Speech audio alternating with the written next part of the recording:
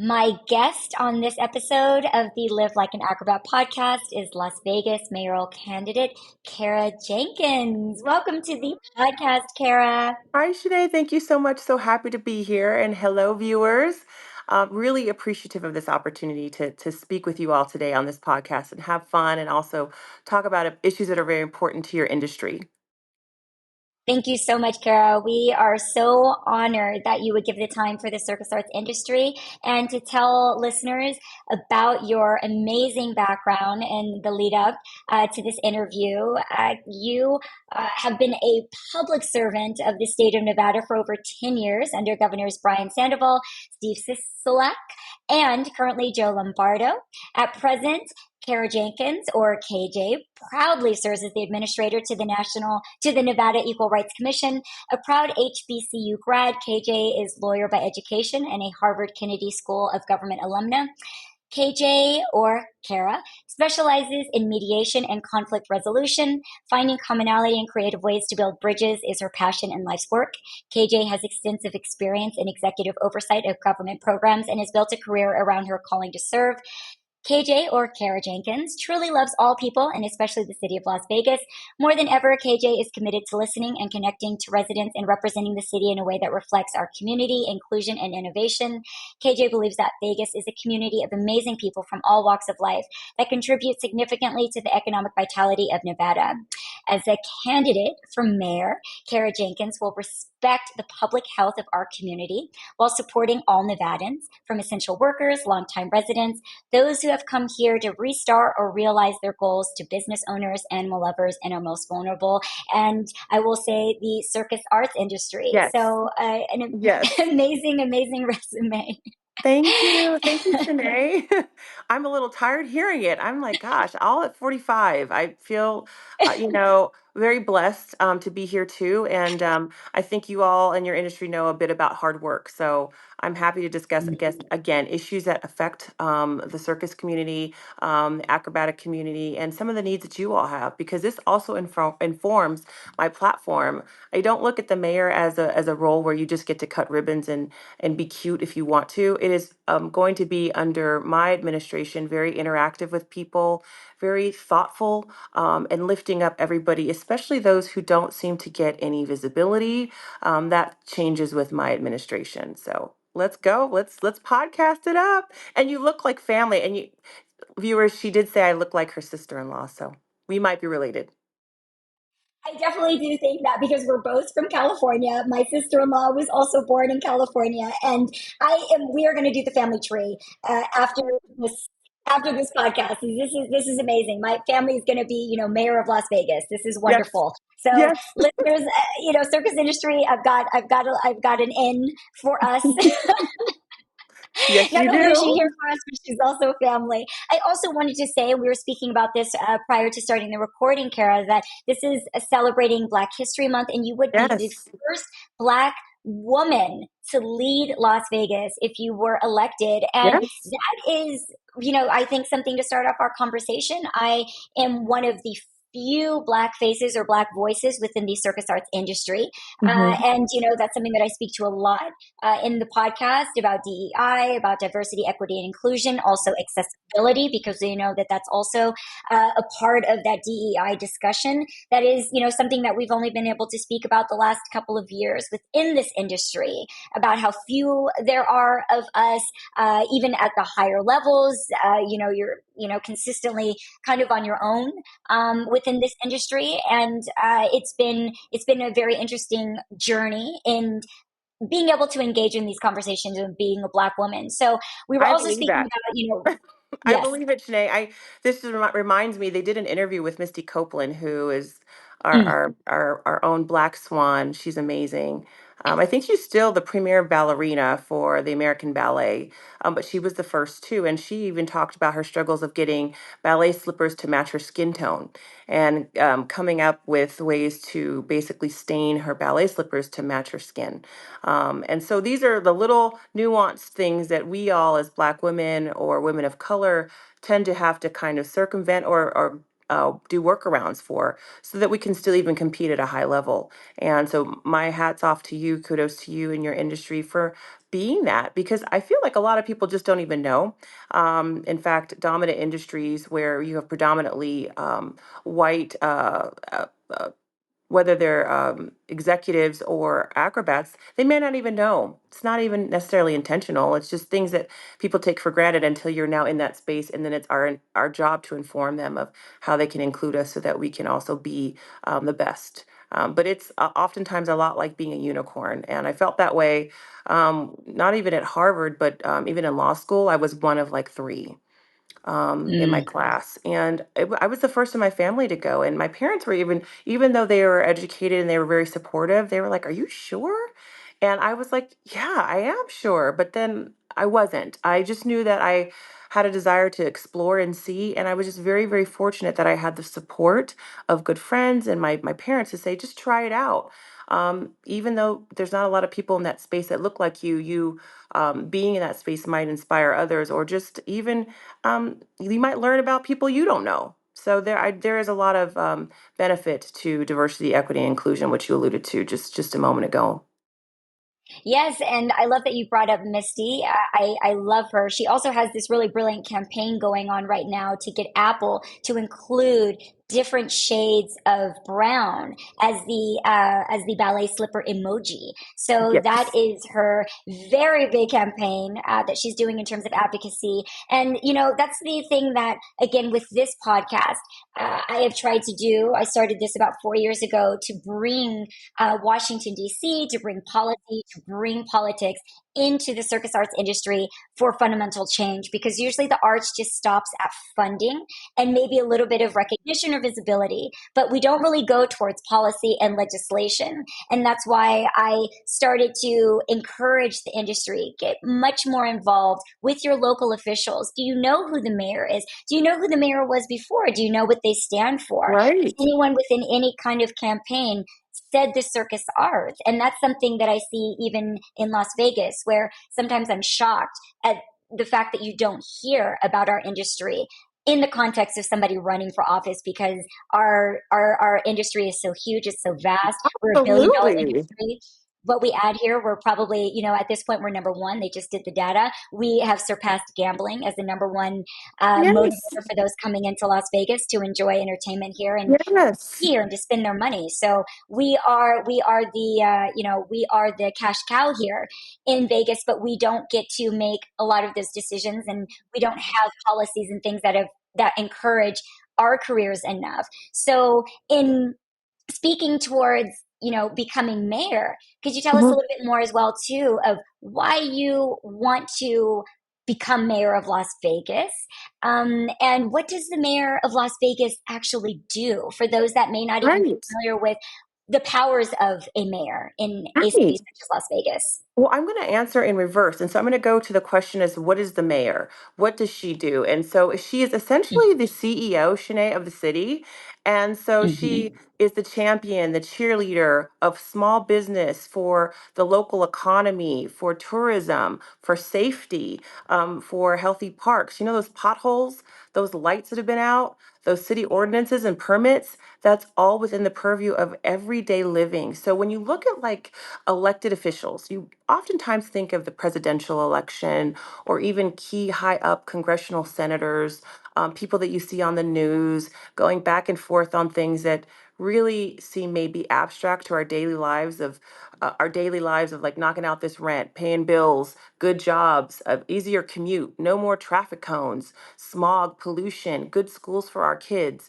That's more local. And so that's what the mayor does. And so in Las Vegas, we have a council run group. So there's the mayor, and then there's six other council members that represent different wards of the city of Las Vegas. So Las Vegas is broken up into wards, and so the mayor is, you know, the majority, kind of like it's all one vote, but she has a very big influence on ordinances or local laws that affect us. But she also has this huge platform that can really influence and drive people to come to Las Vegas to collaborate with our city workers, in the sense that if there's some big multi-billion dollar company coming here like F1 or the NFL, We need to drive some of that business downtown to our locals, making sure that they have an opportunity to partake in collaborative events where they can be seen, lifted up. I really liked how the NFL, they did a really good job of,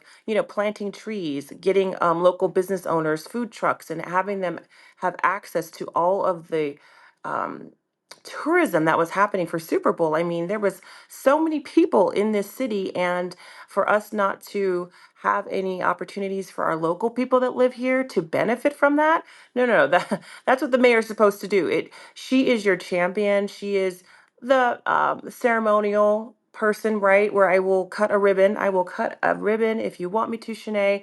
That's in my team. They know that that's just one of the many things. That's not a priority. It will, but more so promoting the business to make sure you have good customers and that you're seen and that you're known and that we're the first and that we're a city that is fun. You can get a little dirty, but it's still clean, and that we have solutions for homelessness, things that are more of a social welfare type of need for our residents who don't have a house, for pathways to living a good life. If you don't want to go to a 4-year college, but you're very athletic and maybe you want to get in the circus industry, how do we leverage that opportunity for you to be an artist here? And so that's what the mayor does. It's more of a platform. She sits on several boards. She informs a lot of other um, uh, boards and agencies and commissions, with the governor, with the Clark County Commission. And those commissioners basically run Las Vegas Boulevard. There's 6 of them. And so they're also elected. So that's a really important race to look into. But they run the strip. And so the city of Las Vegas is a counterpart to all these major entities that make sure that we aren't forgotten. And I think the reason, now to your question, why? Now, I do have I am very proud of my and blessed to have had the education and the career that I have. There's no denying that. I've also worked very hard for that. So at the same time, um, I feel honored, but also well equipped to lead. But this decision to be mayor was not one that came out of a just decision to lead more. I think we have a lot of leaders and not a lot of listeners. And I live in Ward 3. I am a local resident, and this decision to run for mayor came out of a perspective that a perspective of that I am a friend, a neighbor, a sister, someone who pays taxes, who lives here, who bought her home here. And I was truly seeing, especially right around 2020, I don't know if you remember COVID, but that was just a very challenging time for a lot of us to access government services or feel seen by the government when we needed help. And I said to myself, this is an area that I know I can problem solve and fix and leverage my experience to make things happen, because I'm not about the talk. It has to be, like, for instance, I can't even begin to think about all the preparation and stretching and training and toning and conditioning and then choreography that goes into being an acrobat. But you can't just say, I want to have a show on Friday and just show up and do the show. Right. You can talk all that talk, Shanae, but you have to plan it. You have to work with trainers. You have to work with choreographers, costume, makeup, design, and presentation, sound and stage, lighting. It's a team, music. All those things have to come together and collaborate to put on a perfect show. And that's what I want to do for Vegas in terms of making sure our potholes are attended to, that we have access to capital, that our people feel safe, that people have opportunities here, that if you don't want to go to a 4-year college, which is a great opportunity, I did it, but it's not for everybody, that you can still have a great paying job and have a quality of life. So those things are not being leveraged right now that I'm seeing to be beneficial to us. I see politicians wanting to be on the red carpet. I see them being excited that they were at the NFL experience, where I was working with small businesses and lifting them up during that time. It's a different perspective of leadership, and me wanting to be mayor is just really coming out of a need to want to serve locals, because I'm one too, and so that's why I decided to run. And it just didn't happen overnight.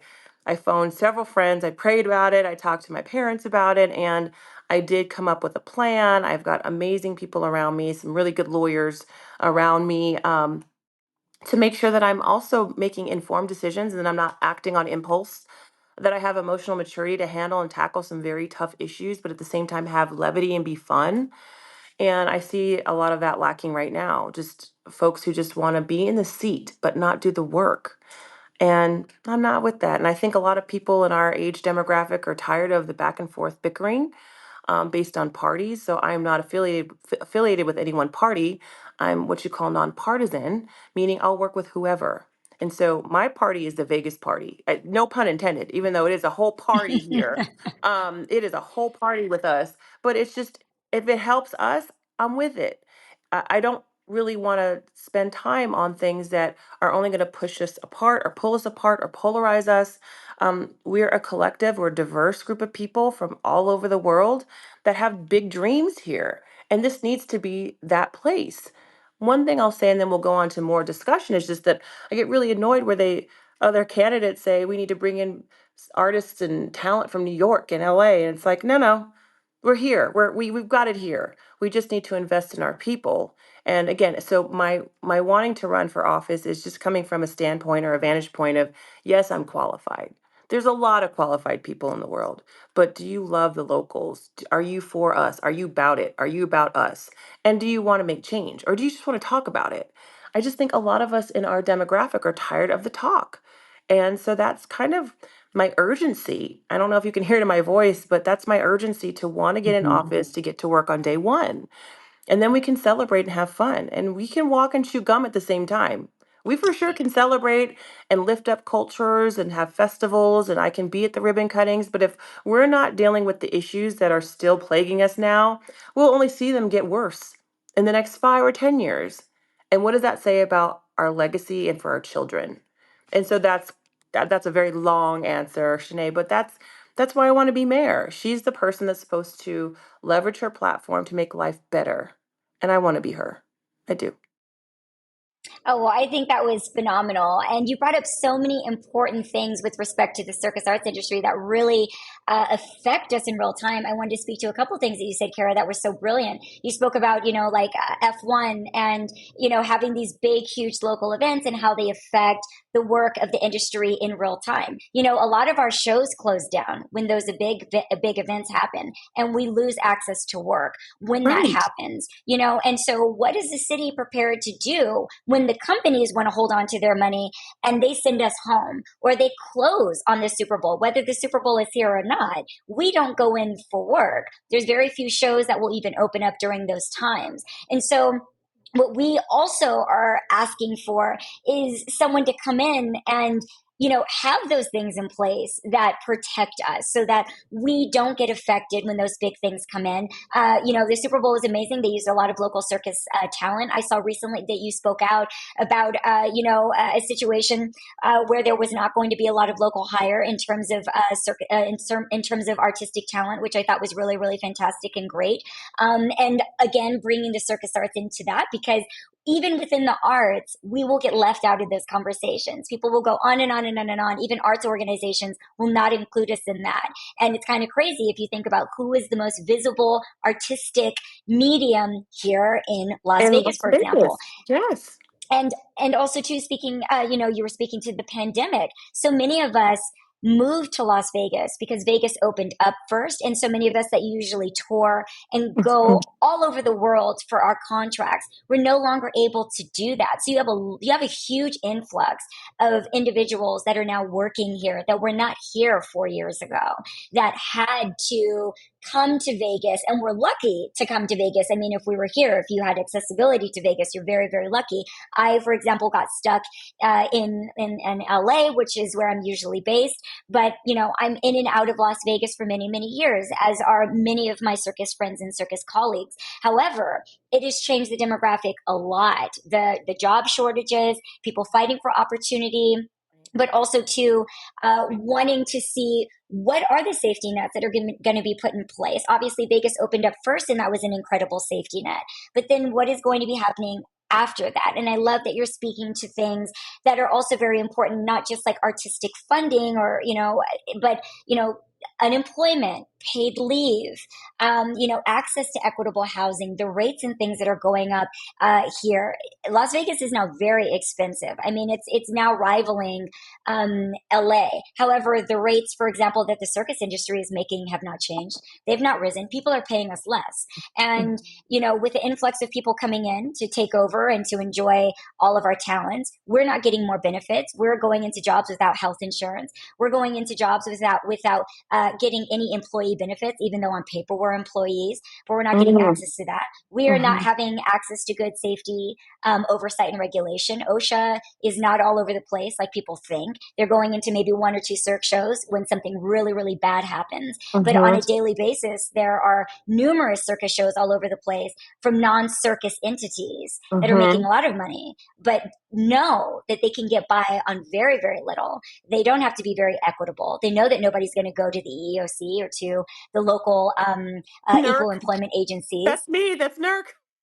And that's you, which is what I wanted to also to speak on that, because we are the demographic as well that is the least likely to file a claim. And people think that there are no issues in this industry because they know that people in Mm-hmm. our industry, many of which are immigrating here for the first time.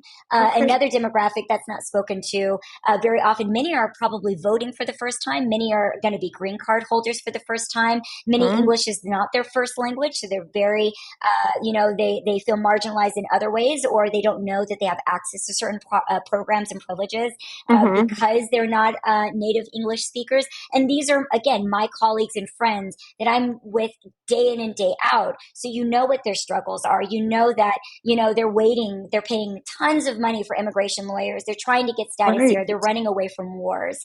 They're looking for asylum, Yes. in places like Las Vegas. They're trying to get an extension on visas. And with visa hikes going up more and more and more.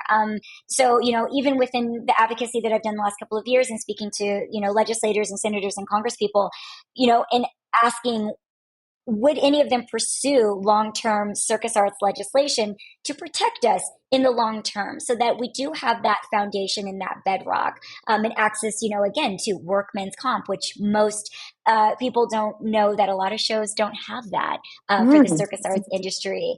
Maybe it says that on paper, but they're definitely not going to do it when it comes down to it. With such high And risk too. And I got to tell you, with you such a are high their risk environment, lobbyist. yeah. They are lucky to have you. Oh my goodness, you have touched on so many amazing things too. It's like you're right. This whole thing of, are we being labeled as independent contractors or employees so that we can file with the EEOC? Do we have a class action Hmm. case? Are we being Hmm. treated with respect and dignity because we have high risk of injury? So health insurance is of course a necessary thing that you're going to need in order to maintain the physicality and health to sustain this billion-dollar industry. And so I think that's really great. I would say this, that you reaching out at the local and state level, even talking to me as a mayoral candidate, is paramount, and that voting is huge because you represent a demographic that really could get the ear of a lot of politicians and groups, because you guys strike, it's done. What show are we going to? Where are we going to go? Right. And so you do, there is power in your group, and I'm not aware that you're unionized. Are you unionized? We are not unionized, and that's another topic that I want to discuss with you, Kara, because there is only one Cirque du Soleil show on the Strip that is unionized, and that is the Blue Man Group, and they were unionized prior to Cirque du Soleil buying them. So that had nothing to do with the fact that they, it wasn't like an independent thing that sprang up, at all. It was just something that they had already in place, and they were able to get that with being bought out. But again, most people don't realize that we're not unionized, that we don't have access to that we're not voting on anything, that there's no coalition that's fighting for us. Most of the times when we go into these meetings, they tell us, we're hearing from the big guns. We're hearing from Mm. CERC, we're hearing from their officials, from their representatives, and they are speaking for what they want for their companies, which we need those companies to not fail. Whenever we're speaking about these huge corporations, we're not speaking about them in a negative way of like, we don't want them to survive. We want to improve them for our quality of lives, for our friend, so it's not about tearing these companies down, which sometimes people conflate the two, right? It's Right. about these companies should be too big. They need to be too big to fail, because when they go down, thousands of us are so tethered to them for our careers. So Sure, many of it's us that have been around mutuality. Yeah, mutuality and for respect. decades. Yeah, I Right, think so. That's what the right. whole labor union movement was about, which was, we celebrate Labor Day, but that was to give rest on the weekend for workers because, when you rest, you're better on the job. There's even more movements overseas where they're experimenting with 4-day work weeks. So Yes, it's not anything that should be taboo to talk about how right. we work together for similar goals, which is to have the best industry here in acrobatics, excuse me, and also in circus industry because that is core Vegas, and so there should be a conversation piece around it. And as a candidate, you're informing me too of how I can lift up certain groups. This will be one of them. Yeah, I think that's really important. One of the things that I would like to do too is, and I have a couple of outlined platform goals to get done within the first 90 days, and that's not only to address certain current pressing issues like that are just on the brink of just we are at a crossroads like with homelessness, the encampments and figuring out housing and Mm. better wages, but there's also areas where I would like to explore and talk to folks. I think the collaboration from public and private companies or nonprofits really inform government. Oftentimes, and me and my colleagues talk about this, we get a little frustrated when we see, and again, this is speaking as a resident. You see politicians or government thinking they have all the answers, and that's not innovation. Innovation is we Mm. take the best from every sector that has some kind of stake in the game, some skin in the teeth. We come together with the common shared goals. Some of them will be different. Some objectives will be different. Some will want to turn a profit. Others will want to have a more cultural experience. Some will want to make sure that the workers feel extra included but it all comes together. And so we align on the fact that we want to do what's best for Las Vegas, for the entertainment industry, because we all benefit from tourism. That so we could Yes. find the common threads here. I don't think it's a bad thing to say that we have different opinions or come from different vantage points because that's what inclusion is. When we talk about diversity, equity, inclusion, we have to be comfortable and mature. And Shanae, we talked about this before we hit record that to be in spaces, it's going to come with a little bit of resistance. Who wants to be in an organization where everybody thinks the same? Or going to a Hmm. restaurant where they only serve the same dish. No, the win is when we can all come together despite our differences and really make a great product because we have common goals and we want to execute on that. So I don't think that what you said is anything offensive or that the big corporations don't know about.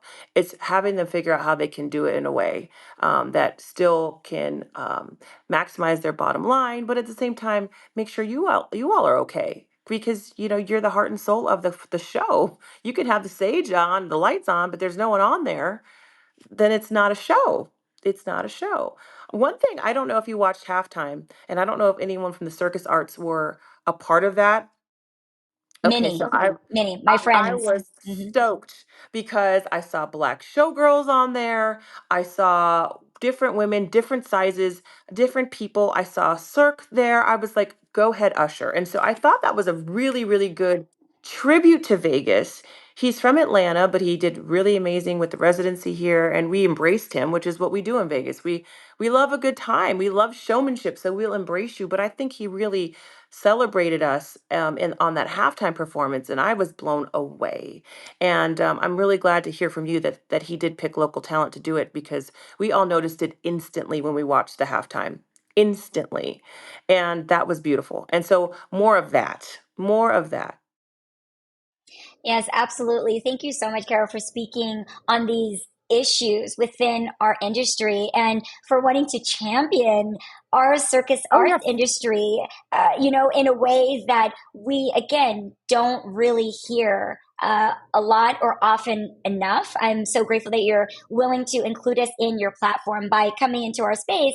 That means you're willing to include us in your platform you as are. mayor. I mean, Yes. uh, this is a really big opportunity for us, and like I said, I challenge other mayoral candidates as well to reach out to the circus arts industry and not just do a cutting, not just come and watch us perform, but also engage with us and ask us who are you as people and humanize us, because Yes. we are people with families, we are people with other visions, we are people that are taking on more than one job to make ends meet.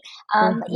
Even in doing such a high power job, we are people that don't even get degrees for our job. And that's even another effort that they're doing at UNLV. And I've been working with faculty there that are fighting for at least trying to get a PhD program around the circus arts, I or love that. undergraduate program. If you can Yeah. get a PhD in Yeah. kinesiology, I don't understand. Or sports health. Yeah, Right. yes. Why not the circus Yes, arts? People don't realize how much that absolutely. holds us back, in Right. terms We have of a school getting of naming. a loan. Yeah. Yes. Yeah. Yes. I think Getting a that's so loan and smart. applying Yeah. for, things in your daily life that expand your life. I heard you speaking in an interview about, you being able to buy homes and in Las Vegas. And, those are things that circus arts members and workers are doing. And when we say those things, we say it and it really just trips people up. They're like, right, you are paying taxes. You are wanting to buy a home on one income. And why aren't you able to do that in this high functioning, high powered career that you've dedicated to your entire life to since you were probably like 3, 4, and 5 years old? Right. But you have a master's degree, but you don't have a master's degree, right? Mm-hmm. So there are things of that nature that need to change. And it seems, very clear that you understand, the challenges of our industry. So thank you for understanding what those challenges are, and putting